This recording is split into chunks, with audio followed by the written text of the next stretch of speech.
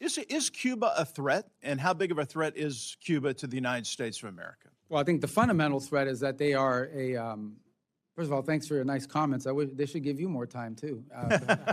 I would say that Cuba is two things about Cuba. Number one is it's a failed state. I mean, it really is. I mean, the model that they have economic will never work. And it will never work because the country's no longer even controlled by the government there. I mean, the people are under the control of the government, but the country's under the control of a private, I say private, a military-controlled conglomerate that controls about 70% of the GDP of the country, none sitting on $18 billion in assets.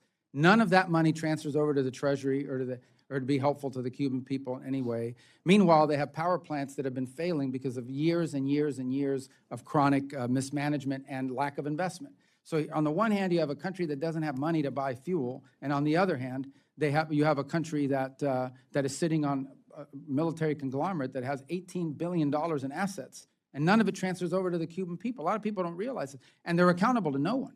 They are the ones in ultimate control of the country. So what you have now is a failing system. They've lost a lot of human capital as well. So it's on the verge of being a failed state because of their mismanagement and incompetence. And the last straw was they lost free oil. Maduro used to give them free oil. That's really the biggest change since January, is they no longer are getting free oil. Now, the second thing I would argue is they are also a base of operation. The Chinese, the Russians operate intelligence collection facilities targeted at the southeastern United States from the island of Cuba. That's well documented. They are a country that has long links to all of these many of these transnational ideologically motivated groups in the Western Hemisphere. If you travel extensively in the Western Hemisphere, you will find that behind every disruptive element in their society designed to, for example, overthrow or pressure a pro-American government, there is a Cuban element involved, including, in fact, many of these countries have expelled either the ambassador and or multiple personnel from the Cuban embassies because of their intelligence and counter and subversive activities inside of their country. And then they have a long history of supporting actual violent groups throughout the region.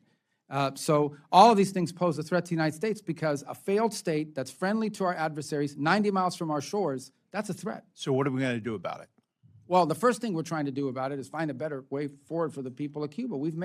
By the way, we've made offers to them in this regard. We have offered to distribute $100 million of humanitarian aid through the Catholic Church and other non-governmental organizations. First, they denied we made the offer, so then we went public with it. Then they said they would accept it, but since then have not been willing to follow up on how that distribution would work.